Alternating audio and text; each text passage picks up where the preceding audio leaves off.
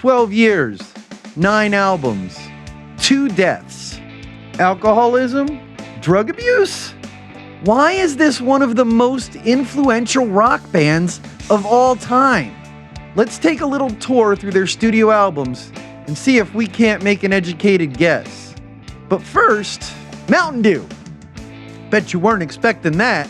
Welcome to our first documentary, the first episode of Music Icons, Led Zeppelin. If you've been following us on Instagram, you know it's taken us quite a while to put this together, and you also know a bunch of random facts about Led Zeppelin. So let's get started with educating the rest of you. Mike Leander hired Jimmy Page as a studio musician for Decca Records in 1963. He stayed there until 1966 and met John Paul Jones in the process. Jeff Beck got Page into the Yardbirds in 1966 when their bassist left. The Yardbirds split in 1968. Page used his newfound fame and industry contact, Peter Grant, to give birth to Led Zeppelin. Emphasis on one part of a song trivializes the rest of it. Make every part move and be important. Forget the security of a chorus. Let the riff take on the role of a chorus. Let the whole song be one big chorus. Paraphrased from Jimmy Page, this is the philosophy that he built Led Zeppelin on top of. A trial tour of Scandinavia billed as the New Yardbirds led to Led Zeppelin 1, which was recorded in 30 hours with Jimmy Page footing the bill. Peter Grant then shopped the record to the highest bidder, and Atlantic hit the jackpot. It peaked at number 10 and was on the charts for 70 weeks. For those of you bad at math, that's more than a year. But why was the album such a hit? It had no major radio support, and it was an unheard of band with one member who was mildly famous. The album opens with 5 synchronized full band hits.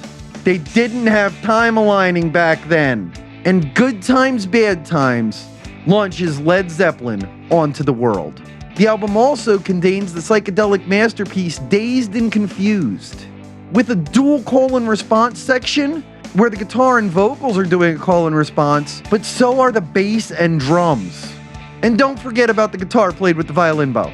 Jimmy Page would be very upset if you forgot about the guitar played with the violin bow.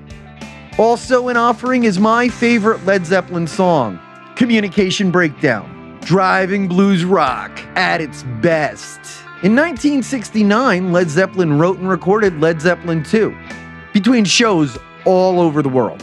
They recorded it at studios in London, Los Angeles, Memphis, New York City, and Vancouver. Released on October 22nd, 1969, Led Zeppelin 2 reached number 1 on the US Billboard charts and made sure Abbey Road didn't stay there anymore. Opening with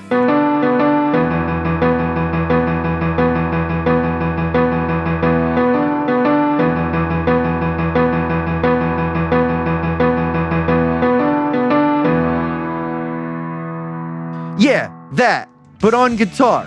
And it let us know that the hard riffs and psychedelic breakdowns were back for an encore. Also on this album is Moby Dick, Bonham's masterpiece.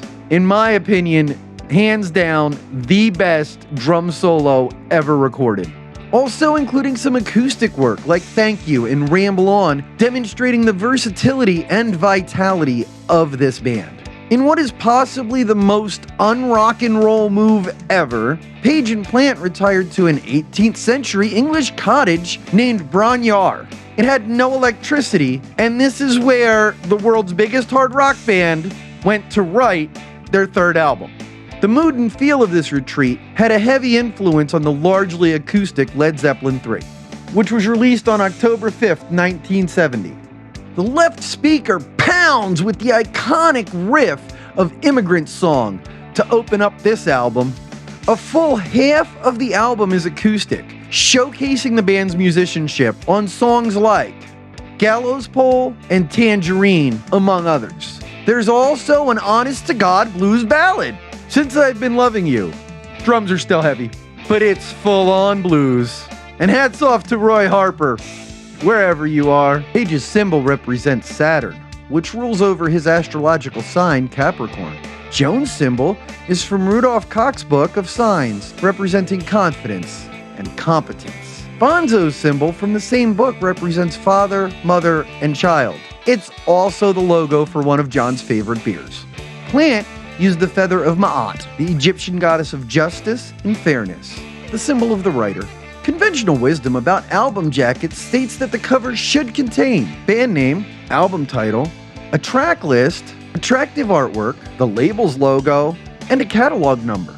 Until November 8th, 1971 anyway, when Led Zeppelin released their fourth album, without a single one of those.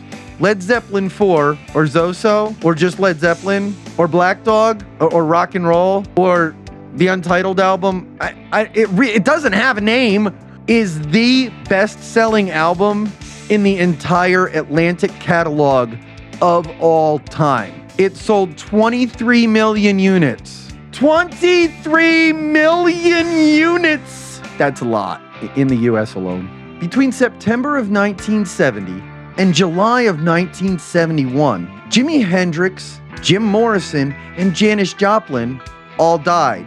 This left a huge chasm in popular music. Led Zeppelin stepped up to the plate and announced that they would more than fill this void.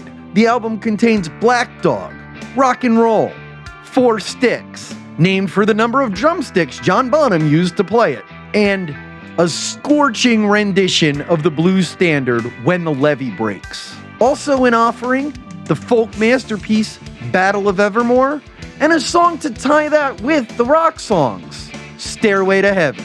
8 minutes of pure bliss. And don't forget Misty Mountain Hop. Led Zeppelin's first 4 albums relied heavily on the blues. Houses barely acknowledges its existence. Pulling from reggae and funk was an impressive way to showcase the band's musicianship. The music of Houses matches the Led Zeppelin of the time. At this time, Led Zeppelin was playing arenas and flying around in a private jet emblazoned with their logo. They were also wearing custom-made clothes on stage. On offering in this album, the song remains the same. Interesting song to open an album that's very different from anything else you've recorded with. Also, is Over the Hills and Far Away, which took 3 years to write. They began composing it at Bronyar, and Plant finished it in his home studio. And the tender ballad, No Quarter, a song on the surface about not being able to find any shelter in the rain. But a look under the hood will let you know that it's really Plant's reaction to being forced to record an album while in a wheelchair. The entire band felt the same as John Paul Jones. It's rumored that Plant had vocal surgery. The band took the rest of 1973 off and stayed out of the spotlight for most of 1974.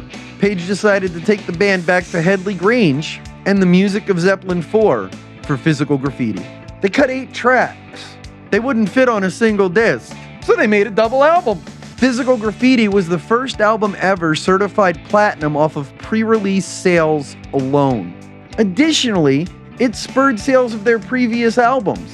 And Led Zeppelin had 5 albums on the charts at the same time. I'm not sure if they were the only band that ever did this, but there hasn't been many. The album might open with Custard Pie, but Rover announces it, a song that Frampton could have stolen his entire sound on Frampton Comes Alive from. Proving that Led Zeppelin can do anything is the 11-minute driving blues version of a gospel standard titled In My Time of Dying. Closing out Disc 1 is what many, including Robert Plant and myself, consider to be the definitive Led Zeppelin song, Kashmir. Opening Disc 2 is what many, including myself, consider the worst Led Zeppelin song ever released, In the Light. I have a theory that the reason it's a double album is because somewhere somebody had the brains not to put Kashmir and In the Light on the same disc.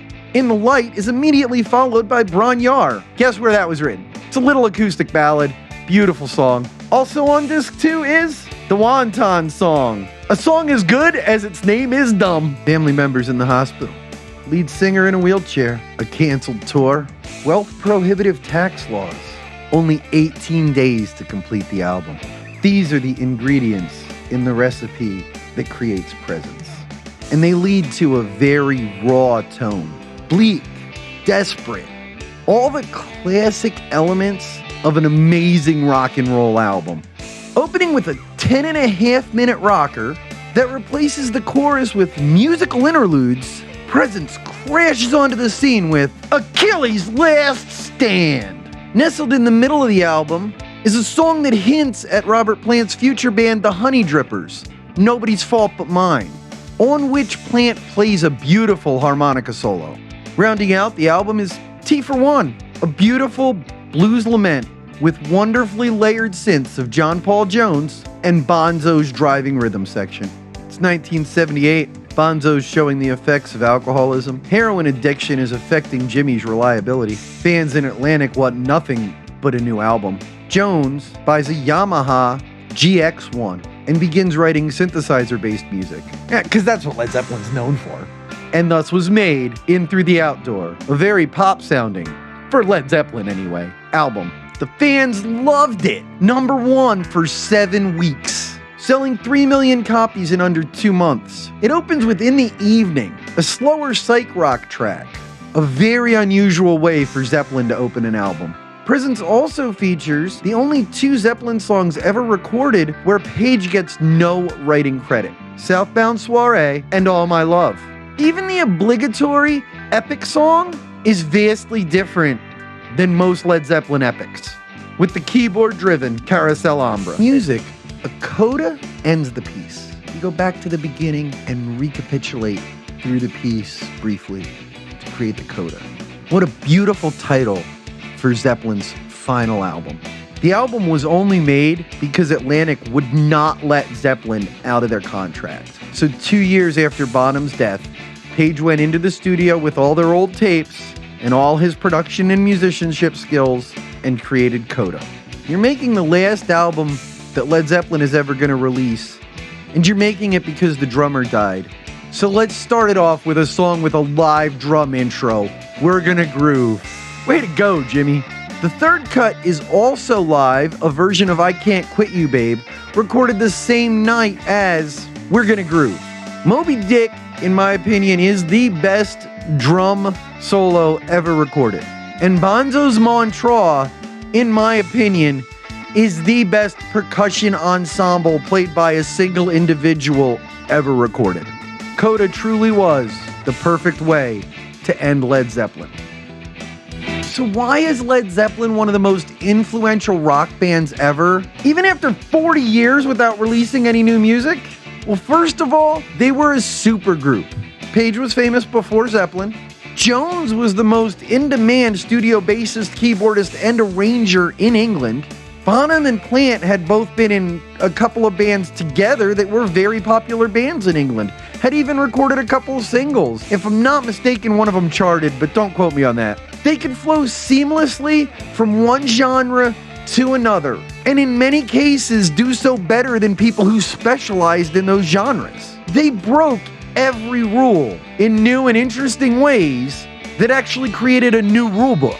Their music remains relevant and interesting because every album is a masterpiece in its own right, and every album is different than all the other albums in style, substance, and production. What are your thoughts? Let us know in the comments down below. Until next time, have a great day. Don't forget to like, subscribe, Ring my bell, baby. catch you on the flip, everybody.